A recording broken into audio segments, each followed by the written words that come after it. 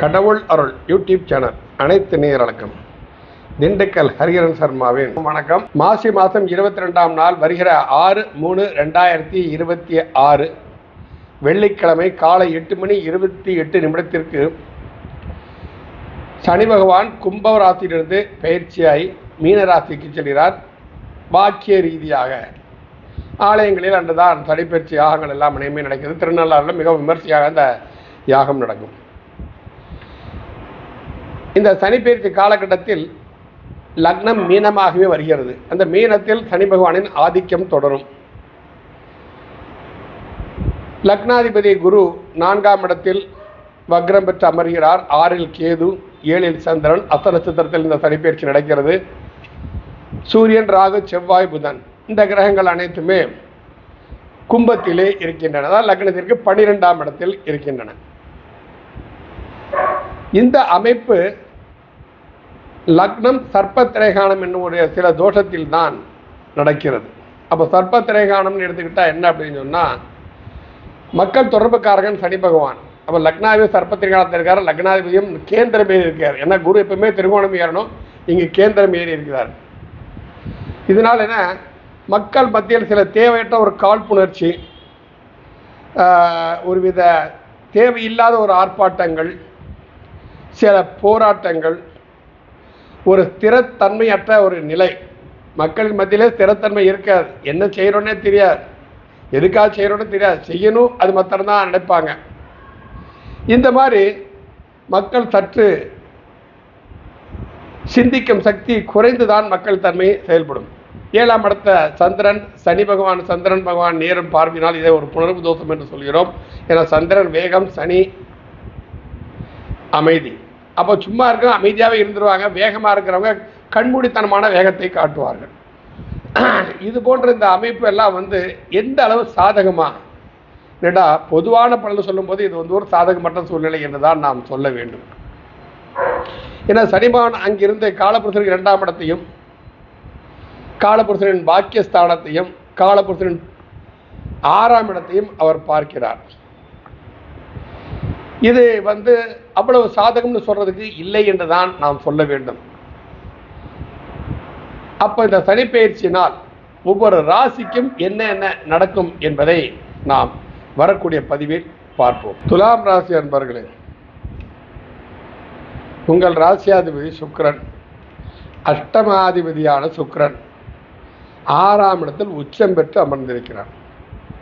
அப்போ துளராசிக்காரங்களுக்கு என்னன்னா, கொஞ்சம் சுகர் கம்ப்ளைண்ட் வர்றதுக்கு சாத்தியக்கூறுகள் நிறைய இருக்குது. எச்சரிக்கையோடு இருங்கள். வலது கண்ணிலையும் பாதிப்பு ஏற்பட சாத்தியங்கள் இருக்கிறது. கொஞ்சம் செல்லெல்லாம் ரொம்ப பார்க்காதீங்க.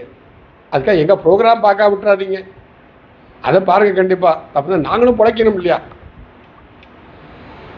ரொம்ப நெருக்கமாக வச்சு பார்க்காதீங்க.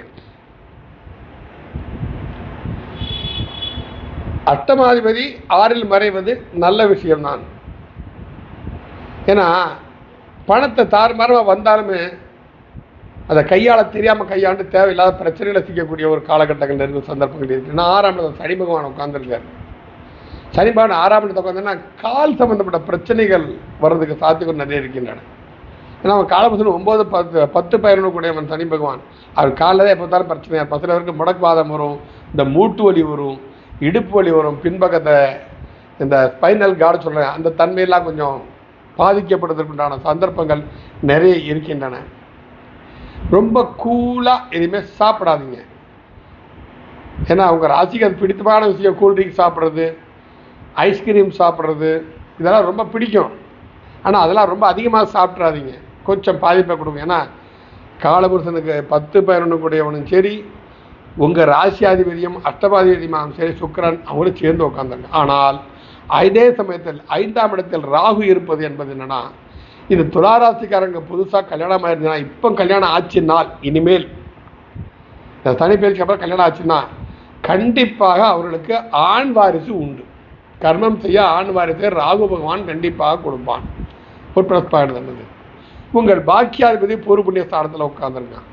2, 7 செவ்வாய் உட்காந்துருங்க. அவங்க லாபாதிபதி பாதகத்தான் இருந்தாலும் லாபாதிபதி சூரியன் அங்கே உட்காந்துருக்காங்க. இது அனைத்துமே உங்களுக்கு சாதகமாக செயல்படக்கூடிய ஒரு அற்புதமான ஒரு விஷயங்கள். திருமணம் நடக்காத ஆண் பெண் யாராக இருந்தாலும் இந்த மார்ச் 6ஆம் தேதி பிறகு கண்டிப்பாக ஒரு நல்ல வரன் அமைவதற்குண்டான சாத்தியக்கூறுகள் நிறையவே இருக்கின்றன. ஆனால் அதுக்காக ரொம்ப லவ் மேட்டர்லாம் இறங்கிறாதீங்க. நான் 5 ராகு சமயத்தில் காலை வாரி விட்டுருவான், நச்சுன்னு அடிச்சிருவான். ஆனால் அதே சமயத்தில் குரு பகவானின் பார்வை உங்கள் ராசிக்கு விழுகிறது. உங்கள் ராசிக்கு 5ஆம் இடத்திற்கு குரு பகவானின் பார்வை விழுது. இவை அனைத்திலுமே உங்களுக்கு சாதகமான நற்பலன்களை கண்டிப்பாக கொடுக்கும். ஆக 5ஆம் இடத்தில் சூரியன், செவ்வாய், ராகு, புதன் இவர்களின் 4 கிரகங்கள் சேர்ந்து இருப்பது ஓரளவு உங்களுக்கு நன்மையான விஷயத்தை கண்டிப்பாக. தலைமை பண்பு, எதையுமே தைரியத்தோடு, துடிச்சலோடு, விவேகத்தோடு, அதில் விவேகத்தோடு, ஏன்னா செவ்வாய் புதன் சேர்க்கை வீரத்தையும் விவேகத்தையும் சேர்த்து கொடுக்கணும். நம்ம சொல்லிக்கிறோம் கிரகங்கள் சண்டை போட்டிருந்தா அந்த பிரபஞ்சம் தான் அங்கே அது கொடுக்கக்கூடிய பாதிப்புகளை, நல்ல சில விஷயங்களை எல்லாம் கிரகங்கள் மக்களின் மேல் பிரதிபலிக்கிறது. எங்கேயோ இருக்கிற நமக்கு எப்படி எங்க பாதிப்பு கொடுக்குமா அதெல்லாம் பேசாதீங்க. வெயில் வந்தால் வெயில் அடிக்குது, குளிர் வந்தால் குளிர் அடிக்குது, மழை வந்தால் தண்ணி எல்லாம் ஈரமாக போகுது. அப்போ அது ஒரு பாதிப்பு நமக்கு கிடைக்கத்தானே செய்யுது, இல்லாமல் இல்லைல்ல. அந்தந்த தன்மைக்கு ஏற்ப அது மாதிரி ஒரு பாதிப்புகள் வரத்தான் செய்யும். அதை கண்டு மனம் கலங்க வேண்டாம். துளாராசிக்கு ஓரளவு இது சாதகமான விஷயம். ஏன்னா நல்ல கிரகங்கள் பூரா நல்ல நிலைமையில் இருக்கிறது. 9க்கு பாக்கிய சார்ந்த குரு இருக்கான். ஓடி ஓடி உழைக்கணும், ஊருக்கெல்லாம் கொடுக்கணுங்கிற எண்ணம் வரும். 4 பேருக்கு பரோபகாரமாக நடந்துக்காங்க. ஏன்னா உங்கள் ராசியை குரு பகவான் பார்க்கறது ரொம்ப அதிகமான விஷயம். 12ஆம் இடத்துக்கு 10ஆம் அதிபதியான சந்திர பகவான் 12ஆம் இடத்தில் இருந்தால் வெளிநாடு செல்வதற்கு நீங்கள் முயற்சி எடுத்தால் அதிலும் நீங்கள் வெற்றிகரமான தன்மையை அடைவீர்கள். அது உங்களுக்கு நிச்சயமாக சாதகமான ஒரு தன்மையை கண்டிப்பாக கொடுக்கும். 5 இருக்கிற ராகு பூர்வ புண்ணியத்தின் நீதியாக ஆண் குழந்தையை கொடுக்கணும். நான் ஏற்கனவே சொல்லியிருக்கேன்.